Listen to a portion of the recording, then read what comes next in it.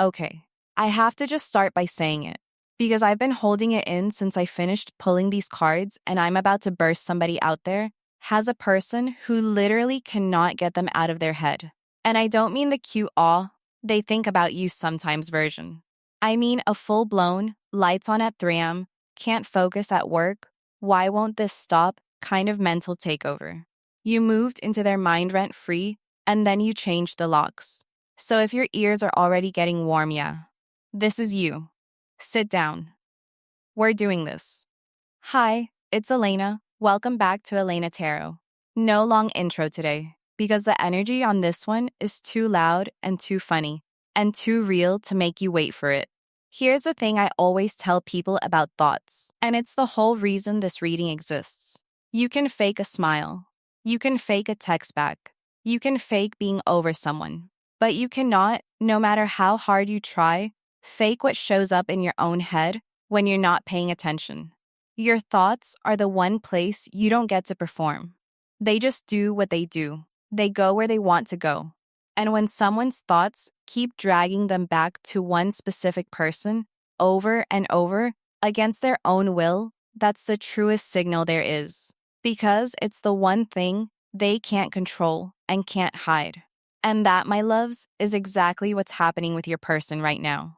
Their thoughts have a mind of their own, and that mind belongs entirely to you. And I want to make a quick promise to you before we dive in, because I think it matters for how you receive this. I'm not going to dress this up to make you feel good for a few minutes. Everything I'm about to tell you came straight off these cards, exactly as it landed, including the parts that are almost too much. Because here's what I found. When something is this strong, this specific, this undeniable, you don't need it exaggerated. The truth is wild enough on its own. So I'm just going to report what I see, card by card, and let the sheer reality of it do the work. No fluff, no filler, just the actual, slightly unbelievable truth about how completely you've taken over this person's head. Let me grab these cards. I want to show you how deep this goes, because honestly, it's deeper than even some of you are ready for. Let's get into it. Card 1, the intrusive thought that won't quit, first card up. And loves, the energy practically jumped off the table, the 8 of Wands. Now, if you know this card, you know it's all about speed. Things moving fast, flying through the air, no breaks, no pause. And in the context of someone's mind, let me tell you what that translates to.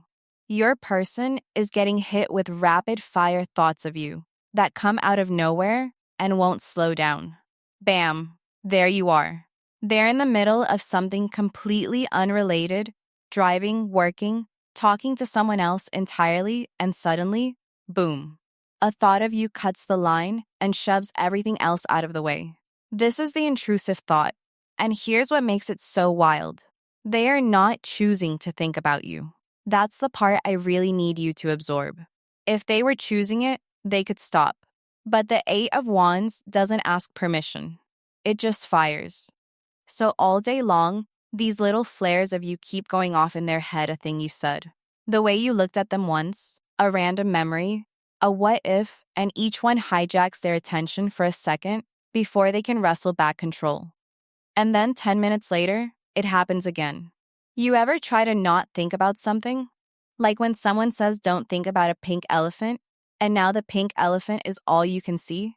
That's your person's entire situation. Except you're the elephant, and they've been told to stop thinking about you by their own pride. And it is not working. The harder they try to push you out of their head, the faster you come flying back in. That's the 8 of Wands. Unstoppable mental momentum, all of it pointed at you. So if you've ever wondered whether you cross their mind, stop wondering. You don't cross their mind. You ambush it, repeatedly daily, and there's nothing they can do about it. And I want to point out something sneaky about the 8 of Wands, because it gets even better. This card is also about things arriving unexpectedly out of the blue. No warning. So a lot of these thoughts of you aren't even triggered by anything. That's the part that unsettles them. If you saw something that reminded you of someone, fine. That makes sense. You'd understand why the thought showed up. But your person is getting hit with thoughts of you that have no trigger at all. They're just standing in line for coffee, minding their own business, thinking about absolutely nothing, and there you are. No reason, no prompt, no reminder, just you, materializing in their head uninvited. And that terrifies them a little, honestly, because it means it's coming from inside. It's not the world reminding them of you, it's their own mind generating you, all on its own, with no help. You've become a thought their brain produces spontaneously, like breathing. And you can't argue your way out of something your own head does automatically. Drop pink elephant in the comments if you've had a feeling you've been stuck in someone's head and just couldn't prove it. Well, consider it proven. Next card. Card 2. The conversation they keep rehearsing, okay. Card 2. And this one made me laugh out loud, genuinely, because it's so human, the Page of Swords. The Page of Swords is the card of the busy racing mind, the overthinker, the one who's always 3 conversations deep in their own head. And what this is showing me is so specific that I almost don't believe it. Except the cards don't lie. So here it is. Your person keeps having imaginary conversations with you. You know exactly what I mean. We've all done it.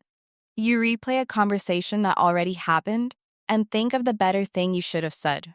Or you rehearse a conversation that hasn't happened yet, planning out what you'll say, imagining what they'll say back, running the whole scene like a little movie in your head. That's the Page of Swords.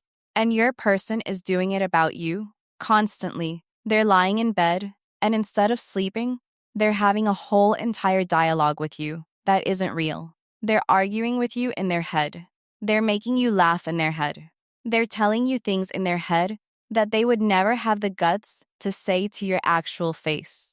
There's a version of you that lives in their mind now, and they talk to that version all the time. They've probably told imaginary you their feelings 100 times. They've apologized to imaginary you. They've confessed to imaginary you. Real you has heard none of it, but in their head, you two have had every conversation that matters. And here's why this is such a big deal.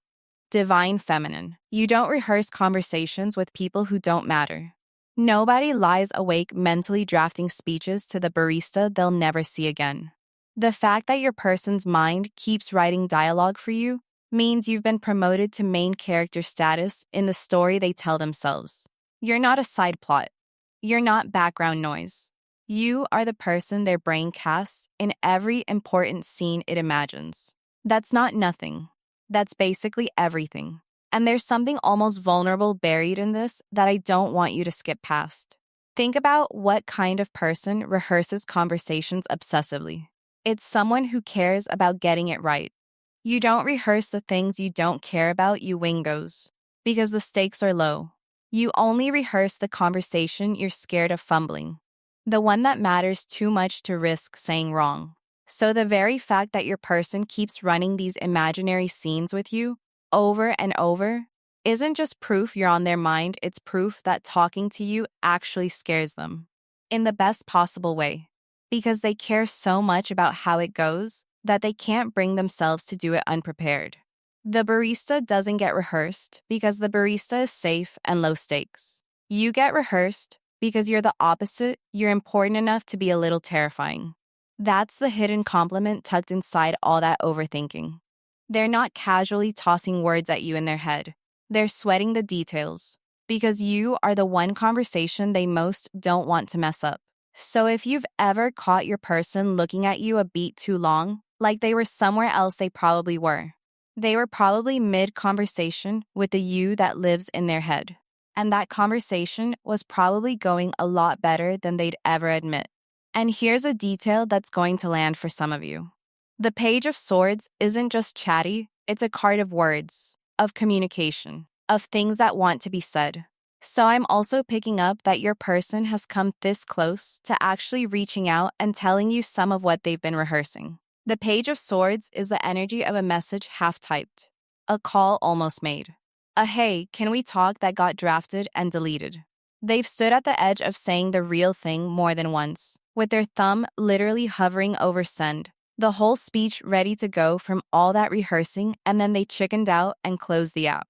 So if you've ever had that eerie feeling that your person was about to say something and then didn't, That they were on the verge of opening up and then slammed it shut at the last second. You weren't imagining the buildup. The words were loaded. They just couldn't pull the trigger. Yet, but a mind that's rehearsed something this many times is a mind that's getting closer and closer to finally saying it out loud. Because eventually, the pressure of all those unsaid conversations gets too big to keep holding in. Next card. Card 3, the thing they can't figure out, and it's driving them insane. Card 3, and oh, this is a good one, because it explains the obsession in a way that's going to make so much click for you, the Two of Swords. The Two of Swords is the card of being stuck, blindfolded, two swords crossed, can't decide, can't move, frozen in a stalemate with yourself. And what this is telling me is that a massive part of why you've hijacked this person's mind is that they can't solve you. Let me explain, because this is the secret sauce of the whole reading. Your person is the type who likes to understand things. They like to have people figured out. They like knowing where they stand, what's going to happen, how someone works. It makes them feel safe and in control. And then you came along and you broke their entire system. Because they cannot, for the life of them, figure you out. Every time they think they've got you pegged, you do something that doesn't fit. Every time they decide how they feel about you, the feeling changes on them. Every time they think they know what you're going to do, you surprise them. And to a mind that needs to understand things, an unsolvable puzzle is the most addictive thing in the entire world. This is the Two of Swords stalemate. They can't move forward because they can't figure you out.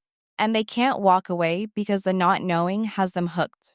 So they just sit there, blindfolded, turning you over and over in their mind, trying to crack the code, and the code won't crack. And the longer it won't crack, the more obsessed they get. It's like a song that gets stuck in your head specifically because you can't remember how it ends. The incompleteness is what makes it loop. You are the unfinished thought their brain refuses to let go of. And I want to say something kind of cheeky here, but it's true. Do not rush to make yourself easy to figure out. I know the instinct, when you like someone, is to explain yourself, to make everything clear, to remove all the mystery so they understand how you feel. Resist that. Not as a game, just understand that the very thing keeping you lodged in their mind is the fact that you remain a little bit unsolvable. The day they fully figure you out is the day the song finishes and stops looping. Stay a beautiful mystery for now. It's not manipulation. It's just letting them keep wanting to know more. Drop unsolvable in the comments if you've always been the type that people can't quite figure out. Lean into it. Loves, it's a superpower. And your person is living proof. And there's a flip side to the Two of Swords I want to name, because it's actually kind of poetic. This card is a standoff, two swords held up, perfectly balanced, neither one winning. And that's exactly the war happening in your person's head between two thoughts that won't stop fighting each other. On one side, I need to let this go. This is too much. I can't keep obsessing over someone like this. On the other side, but I can't stop. And I don't actually want to stop. And what if they're the one? Those two swords have been crossed for a while now, locked in a stalemate, and neither side can win, because both sides are true at the same time. That's why your person feels so stuck when it comes to you. It's not that they don't know how they feel, it's that they feel two opposite things with equal force, and they can't put either sword down. And here's the thing about a Two of Swords stalemate, it can't last forever. Eventually, one sword drops. Eventually, the standoff breaks. And everything in this reading is pointing toward which way it breaks. Toward you. The I can't stop thinking about them sword is heavier than the I should let this go sword. It's just a matter of time before their grip gives out.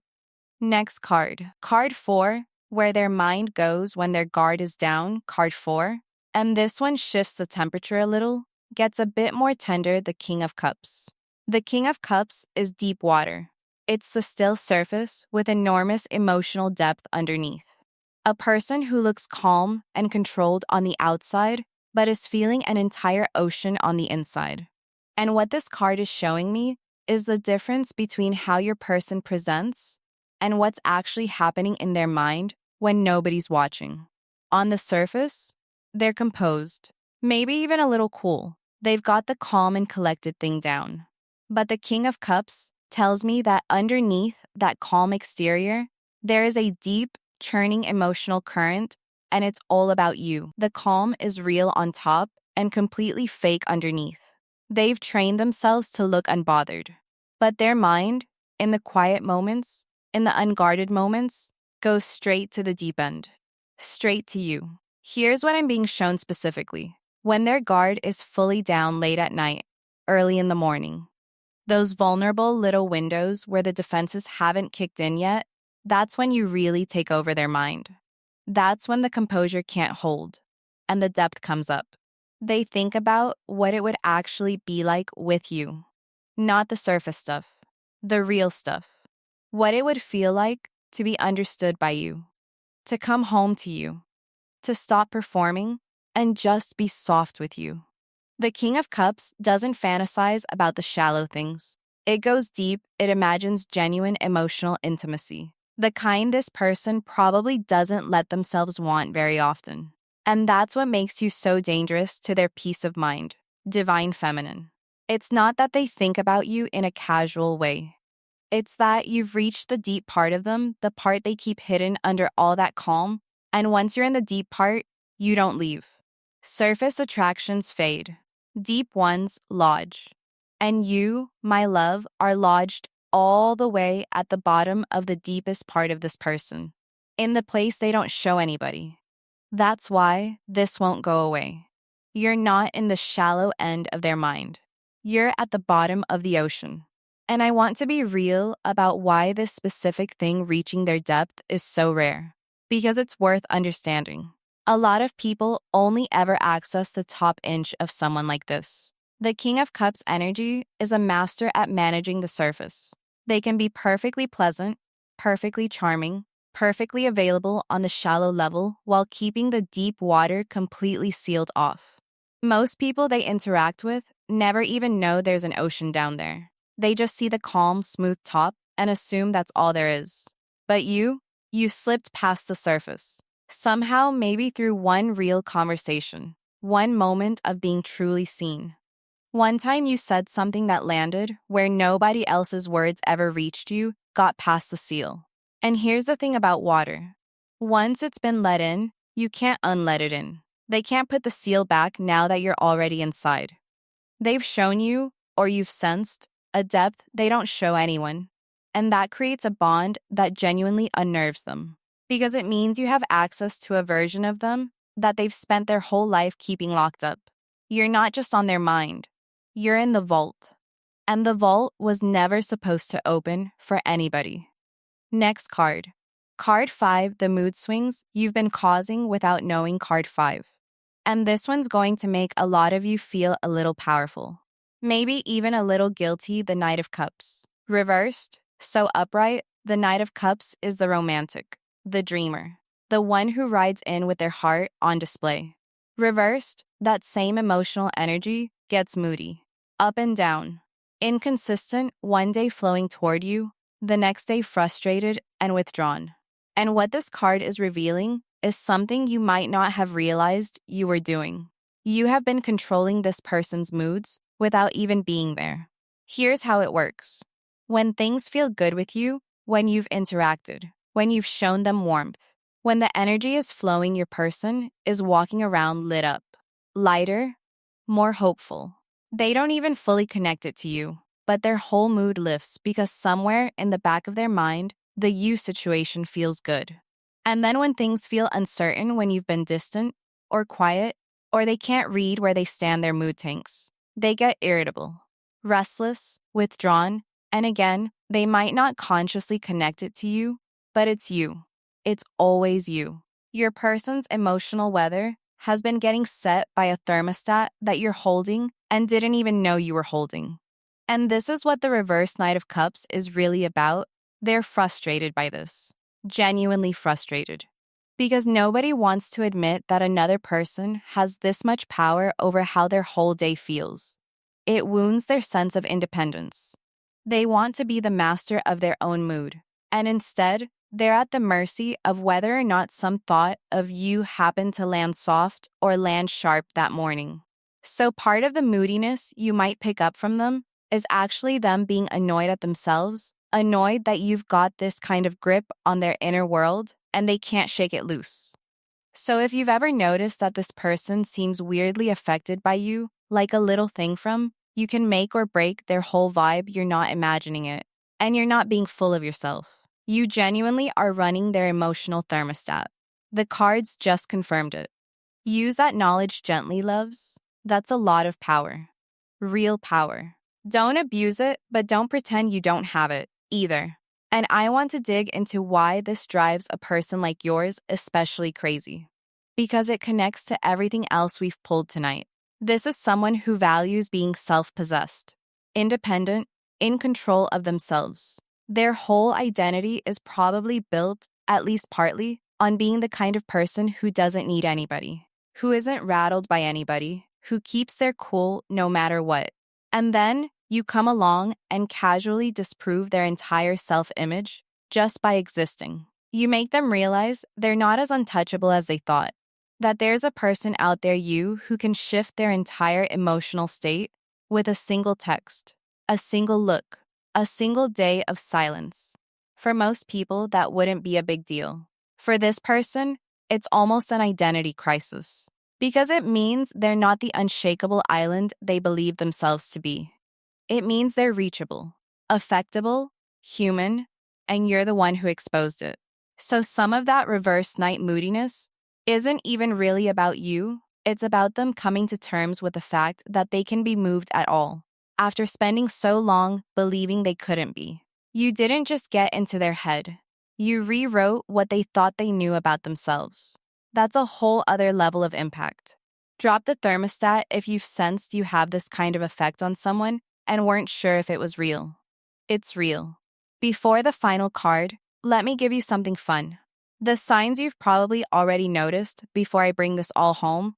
I want to do something fun and useful. I want to give you the little real-world signs that you've hijacked someone's mind. Because once I name them, I think a bunch of you are going to gasp, because you've already seen these and just didn't put them together. Sign number 1. They remember the weirdly small stuff. The throwaway thing you mentioned once, weeks ago, that you've completely forgotten about, and then they bring it up, casually, like it's nothing. That's not a good memory. That's a mind that replayed the conversation enough times for the small detail to stick. People don't retain the tiny things about people they're not thinking about. The fact that they remembered means you've been on rotation in their head. Sign number 2. The timing of their reach-outs makes no sense. They go quiet for a while, and then out of nowhere, at a random hour. For no real reason, they pop back up. And it always feels a little abrupt, a little unprompted. That's because it was unprompted. That's the 8 of Wands thought finally getting too loud to ignore. They held out as long as they could, and then the thought won, and they caved and messaged you. The randomness isn't randomness. It's them losing a battle with their own brain. Sign number 3. They bring you up to other people. You've maybe heard, secondhand, that your person mentioned you to a friend, a coworker, someone in their circle in a context where they didn't need to bring you up at all. They just did, because when someone's living in your head, they leak out of your mouth. You can't keep a hijacked mind fully contained. It spills. So if your name has been traveling through their world without you putting it there, that's the spillage. That's the obsession finding the exits. Sign number 4. They overreact to small things from you. A short reply hits them harder than it should. A bit of warmth lights them up more than it should. The reaction is always slightly bigger than the input. And that's the thermostat we talked about. When someone has this much of your real estate in their head, every little signal from you gets amplified. Because it's not landing on a casual acquaintance, it's landing on someone for whom you are a very big deal that they're pretending you're not. If even 2 of these just made you go, oh my gosh, then congratulations, divine feminine. You haven't been imagining any of it. You've been collecting evidence this whole time without realizing it was evidence. And the cards just connected the dots for you. Last card for real this time. Card 6, Why It's You, and Why It Won't Stop last card of the night, and the universe picked the perfect one to close this whole thing out, the Ace of Swords. The Ace of Swords is the lightning bolt of clarity, the breakthrough. The moment the fog clears and you see one thing with total, undeniable, can't unsee it sharpness. And the reason this is the closing card is that it tells me where all of this is headed and why you specifically managed to do what no one else ever did. Here's the breakthrough that's coming for your person. After all the racing thoughts, all the rehearsed conversations, all the puzzle solving, all the deep water churning, all the mood swings at some point, the Ace of Swords cuts through it all and hands them one clear, sharp, terrifying realization. It's you. It's just you. It was always going to be you. The thinking stops being confused and becomes certain. They stop wondering whether you've taken over their mind and start knowing it fully, with the kind of clarity you can't argue with. And as for why it's you, why you got inside their head like no one ever has, the Ace of Swords explains that too. It's because you engaged their mind, not just their attention. Plenty of people have probably been attractive to this person. Plenty have caught their eye. But catching someone's eye is shallow, it's a surface thing. And surface things don't take over your thoughts. What you did was different. You got them thinking. You made them curious. You challenged them, surprised them, made them feel like there was always more to discover. And for a mind like theirs, a mind that runs on understanding, on figuring things out, on mental stimulation, that is the hook that goes all the way in. You didn't just attract them, you fascinated them. And fascination is the one thing the mind genuinely cannot let go of. That's why no one ever got in like this before. The others were attractive. You were interesting. The others caught their attention. You captured their thoughts. And there's an enormous difference. Attention is a moment. Thought is a residence. The others visited. You moved in. So here's the bottom line, my loves. This is not going to fade on its own. The Ace of Swords doesn't do kind of. It's all the way or nothing, and this is all the way. You have genuinely, completely, thoroughly hijacked this person's mind, not through any trick, not through any effort, but simply by being the kind of person their brain finds impossible to stop processing. And that kind of hold doesn't expire. It just gets clearer with time. And one more thing about the Ace of Swords before I close it out, because it's the most hopeful part.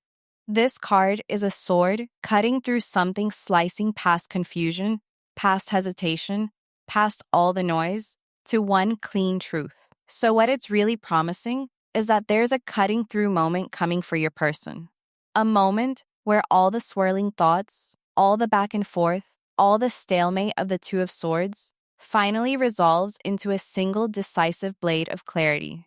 And in that moment, they stop being able to hide behind, I'm just overthinking, or it's probably nothing, or I'll get over it. The Ace of Swords takes those excuses away. It hands them the truth, whether they want it or not. This person owns my mind, and I have to do something about it. Now, clarity isn't the same as courage, and I'll get to that in a second. But clarity is the first domino. You cannot act on something you refuse to see clearly. And the Ace of Swords means your person is about to see it clearly, with no fog left to hide in. The blindfold from the Two of Swords comes off. And once they truly see what you are to them, really see it, sharp and undeniable, they can't unsee it. That's the gift and the curse of the Ace of Swords. The truth, once it cuts through, stays cut, bringing it all together. So let me line this whole thing up for you. Divine Feminine.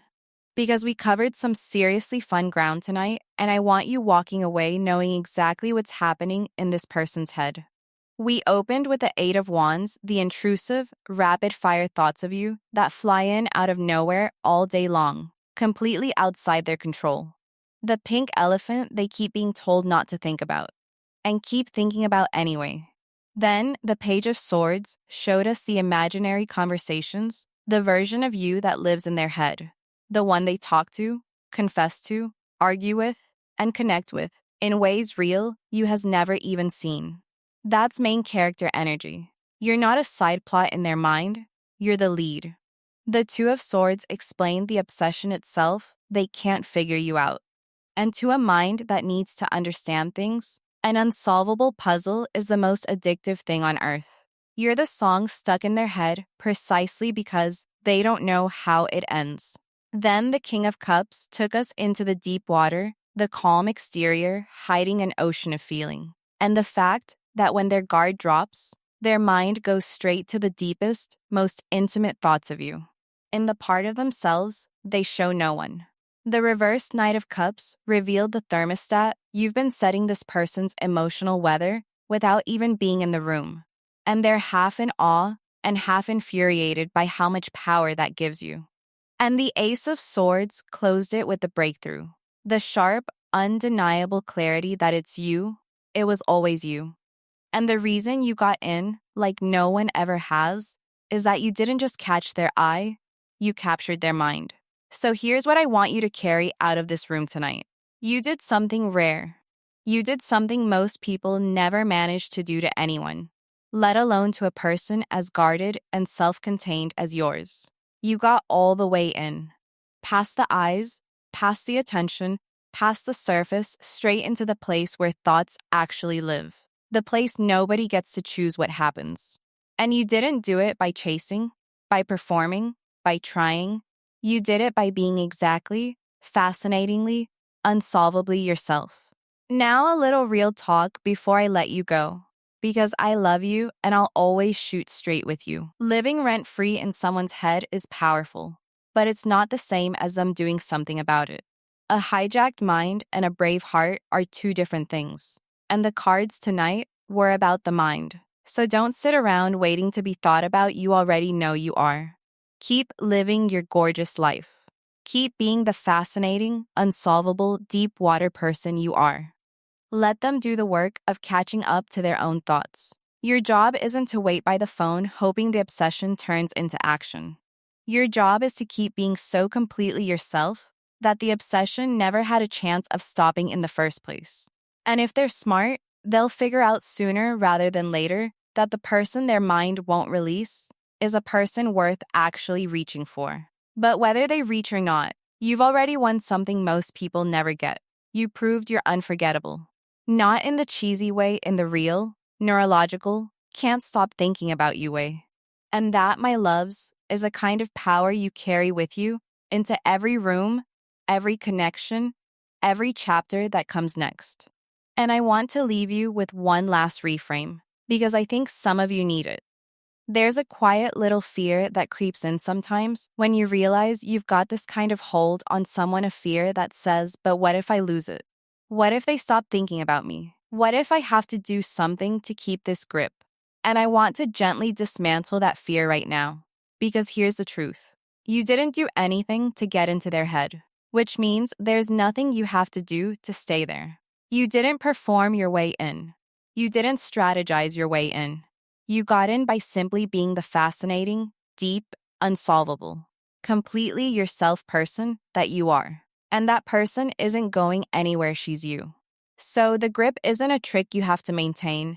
It's a natural consequence of who you are. The most powerful thing you can possibly do from here is exactly nothing extra.